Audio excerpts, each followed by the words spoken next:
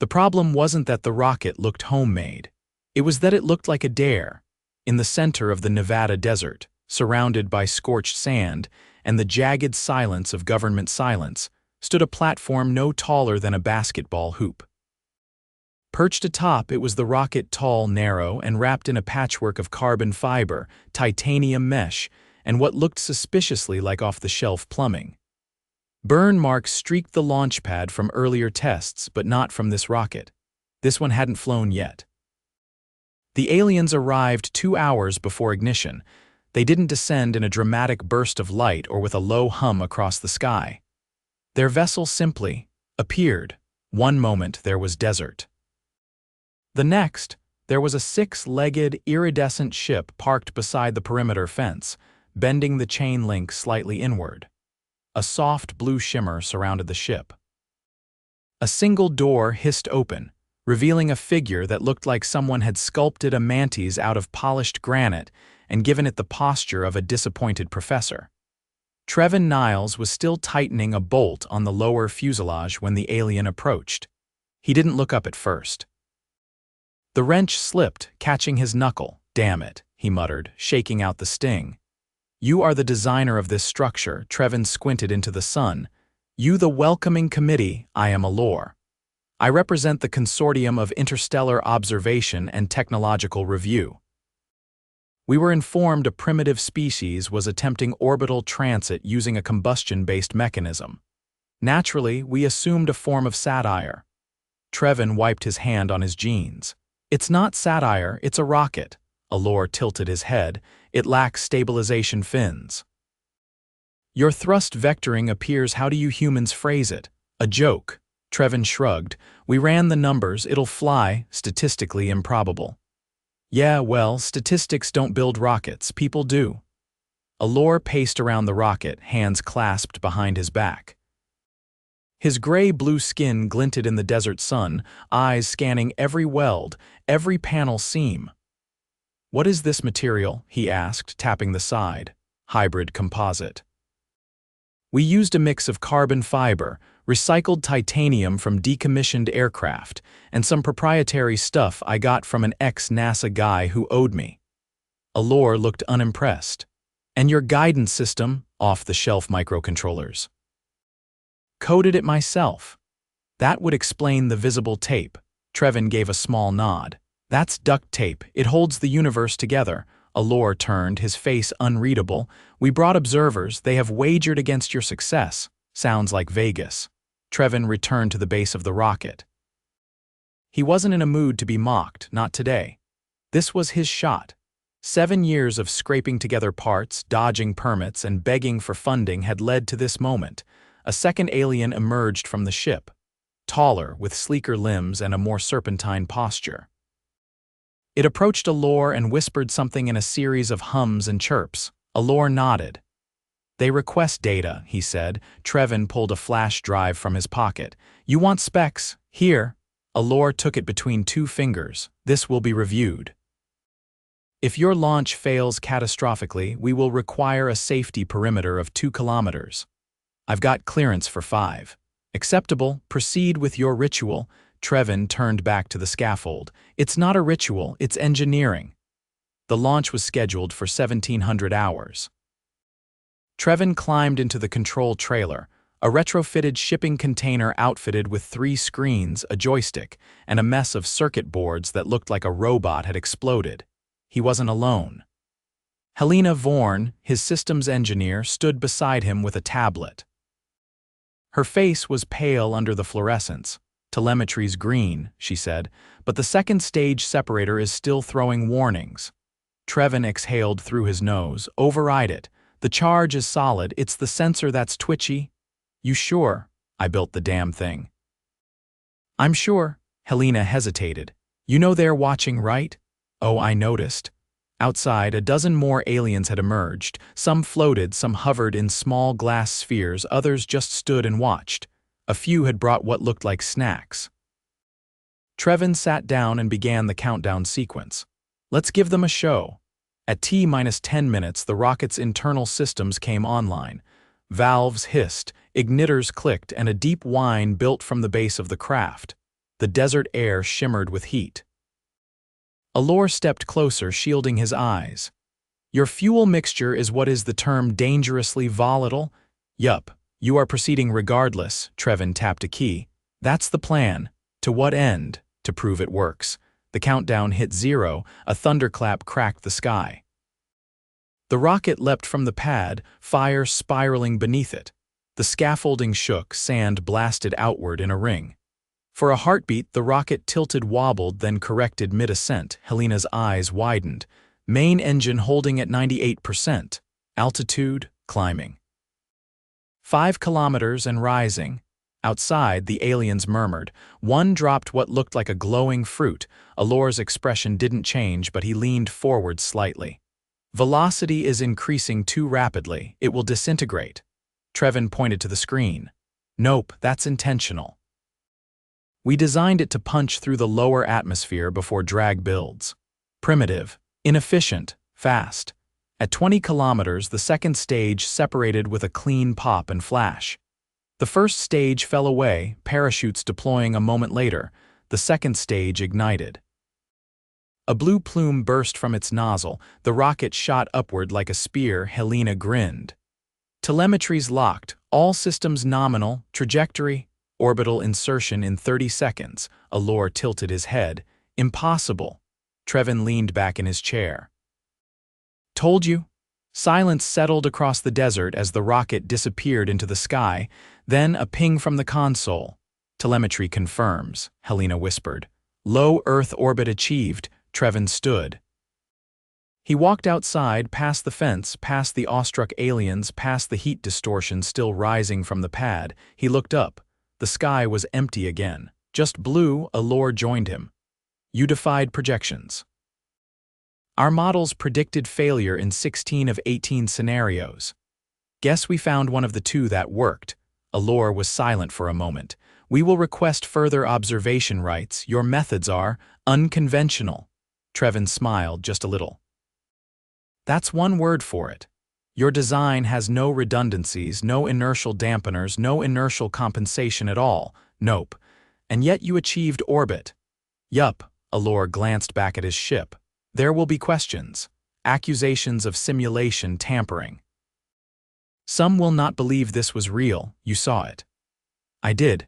But others will require proof. May we retrieve your data logs? Trevin gave a small nod. Sure, I'll even throw in the footage. Helena stepped outside, still watching her tablet. It's stable, orbit holding. Trevin nodded. How long until decay? 3 days. Plenty of time. Allure stared at him. You risked your life, your resources, and your reputation on a single test flight. Trevin turned to him. That's how progress works.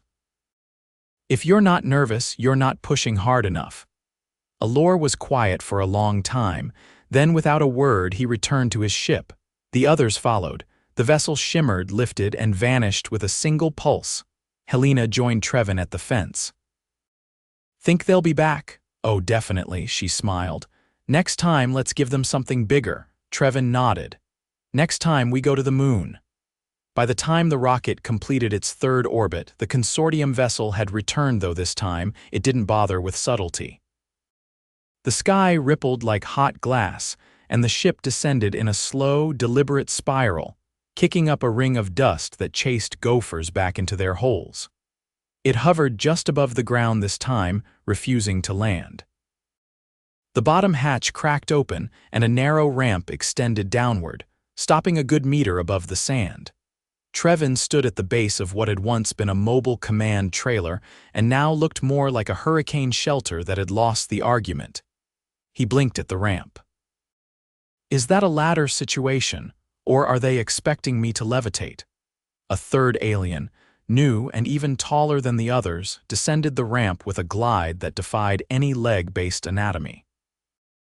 Its torso was segmented like an insect's, but smooth, almost metallic, and it emitted a faint smell of ozone and crushed mint. You are Trevin Niles, it said, without bothering with pleasantries. Still am. I am Perlin of the 4th metric. I have been dispatched to assess the structural logic of your ascent vehicle. Is this like a surprise inspection or a galactic audit? Perlin's eye clusters rotated slightly. Your attempt has generated statistical anomalies. The algorithms regulating our observation protocols have flagged your species as a potential deviation class. That sounds flattering. Is there a trophy?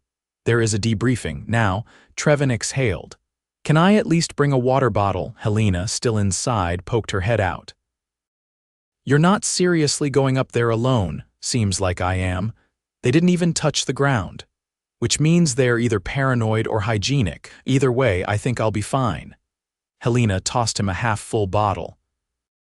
If they dissect you, I'm not rewriting the codebase alone. I'll leave you instructions in my will. Trevin climbed the ramp with a half-jump, half-scramble that lacked dignity but got results. Inside, the air shifted temperature instantly cool, dry and humming with a frequency he felt in his fillings. The walls were rounded, seamless, and shifted color like muscle under translucent skin. Perlin motioned without touching anything. A panel slid open, revealing a small chamber shaped like a hexagonal egg. He stepped in. Trevin followed, ducking. The chamber sealed behind them. There was no sense of movement, but the walls turned opaque, then translucent again. When they did, the desert was gone. They were in orbit. Trevin's stomach made a quiet protest. How fast was that? You are within tolerable acceleration thresholds. That's not really the point. A narrow bench extruded from the wall. Perlin gestured. Trevin sat carefully, bottle still in hand. Another alien entered, shorter, all limbs, with a flat, oval face and no visible joints. It carried a small container, set it on the floor, and opened it with a hiss. Inside were instruments, some sleek, some twitching, none familiar. Medical, Trevin asked. Biometric calibration. We must determine whether your physiology interferes with causality projection. That sounds like something I should have signed a waiver for.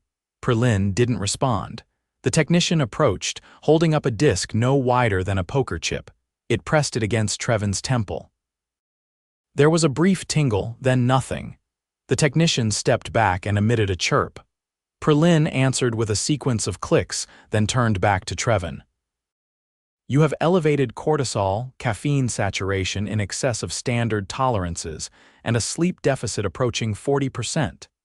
You didn't have to scan me to learn that. You could have just looked at the bags under my eyes.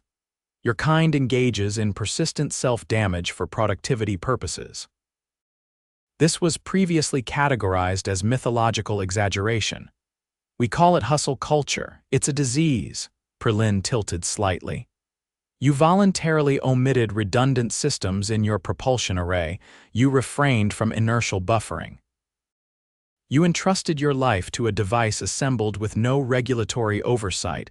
Seems you've done your homework. Why? Trevin didn't answer right away. The hum in the walls was starting to sync with his pulse. Because we had to, he said finally. We don't have gravity null drives or matter stabilizers. We've got what we can scrape together. And sometimes, that's enough. Perlin turned toward the wall. A new display appeared, an image of the rocket, still orbiting, trailing a faint line of ionized gas. You achieved orbital lock without catastrophic disassembly.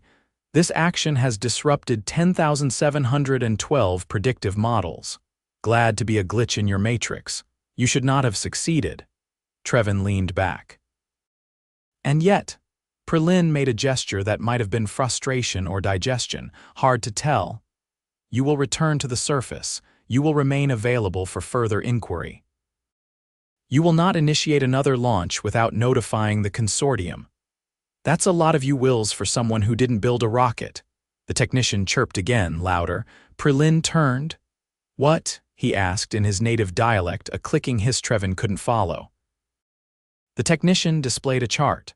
Perlin studied it, then looked back at Trevin with an expression that bordered on disbelief. You consumed a liquid composed of carbonated water, synthetic flavoring, and 8 types of sugar substitute immediately prior to launch. Trevin held up the bottle.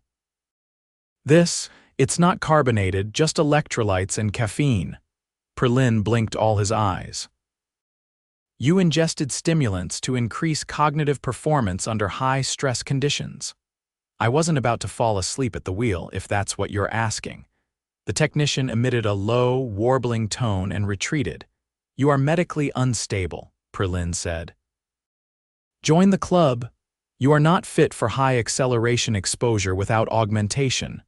"Yet, here I am." Perlin turned back to the image of the rocket. "Your species is a paradox. You demonstrate reckless disregard for established safety protocols while exhibiting improbable success.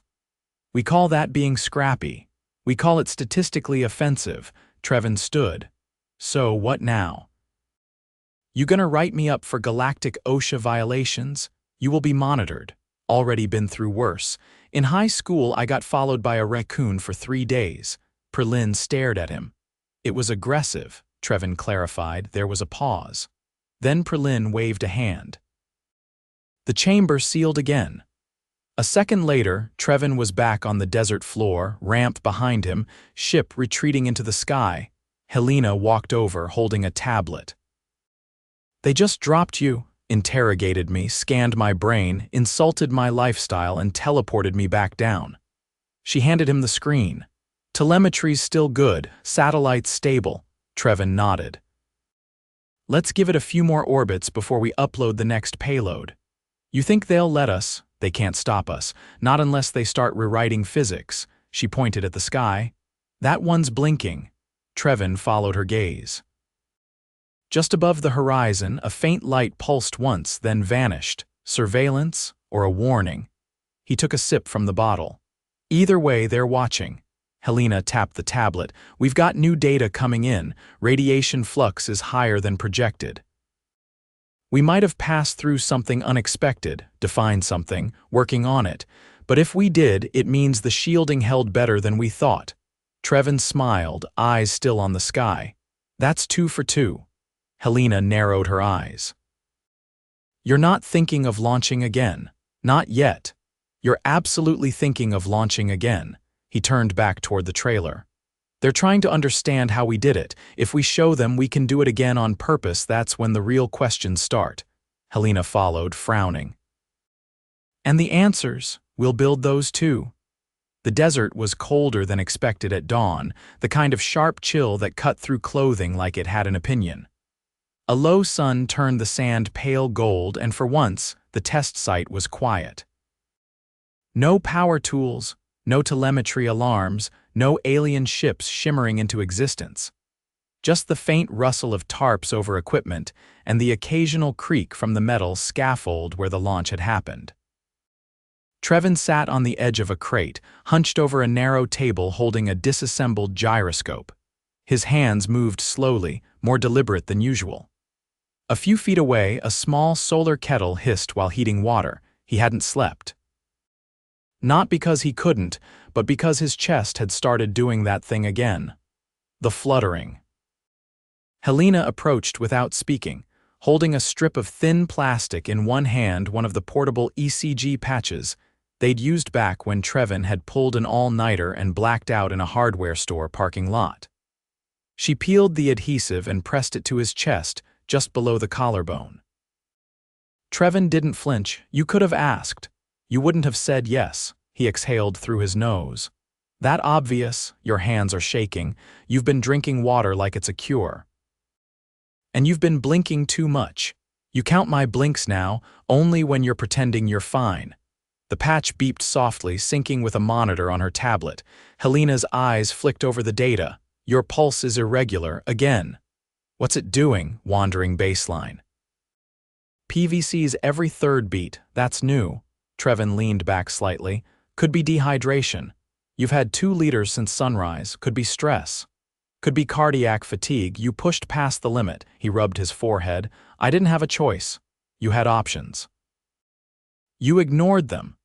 They both looked out toward the scaffold. The rocket's first stage casing had been recovered and leaned awkwardly against a stack of tires.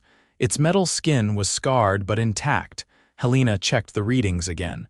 "You need a full workup." Labs echo, the kind of stuff they don't let you skip just because you built a spaceship out of spare parts. "I'll go when we're done," define done. Before Trevin could answer, a low vibration rippled through the ground, not like a tremor, more like resonance, like the desert itself had sighed. They turned. The consortium ship didn't descend this time. It unfolded. One moment, empty sky. The next, a structure extruded itself from the air, a long, glassy arch supported by nothing, trailing a faint mist that evaporated before touching the ground. Beneath it, 6 aliens of varying morphology stood in a semicircle, silent. Trevin stood slowly. They didn't even ask this time. They never do. He approached the arch. The nearest alien stepped forward. This one was new. Low to the ground, 4-legged, with a ridge of bioluminescent spines running from head to tail. Its skin was black with a subtle shimmer like wet slate. "You were advised to delay further activity," it said. Trevin stopped a few paces away. "We haven't launched again. You restored power to the stabilization platform. Your systems cycled orbital tracking protocols. You initiated subroutine sequences." Helena stepped forward. "We were analyzing post-flight data, that's all." The alien tilted its head. "You are not forbidden from analysis. You are, however, under observation. That necessitates caution." Trevin crossed his arms. "You're still trying to figure out how we pulled it off." 2 others moved closer. One had limbs like ribbon cabling, constantly in motion. The other floated without visible support, its lower half trailing like ink in water. "You exceeded physical tolerances," the floating one said. "Your body is unsuitable for high-G ascent without augmentation, yet you survived." Trevin didn't answer. His jaw tensed. The cable-limbed one pointed an appendage at him. "Your cardiac rhythm is unstable. Your autonomic regulation is compromised. We calculate a 63% probability of cardiac decompensation within the next 96 hours under current activity levels." Helena stepped between them. "He's not doing anything until we get him cleared. No medical intervention will significantly improve his condition in the short term," the floating one said. "His physiology is maladapted to the demands he places upon it." Trevin moved past her slowly. "So you came here to tell me I'm dying?" "No," the slate-skinned one said. "We came to understand why you refuse to stop." He looked at them, eyes red-rimmed and tired. "Because if I stop, it means we were lucky, and I don't want this to be luck."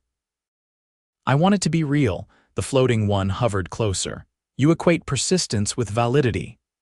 "I equate it with progress. Your progress is inefficient. Our progress is ours. We don't have your tech. We can't manipulate gravity or phase through matter. We have tools and we push them to the edge. Until you break."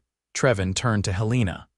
"How bad's the readout?" "Couple more days of this and you'll be in a hospital bed, assuming you make it that far."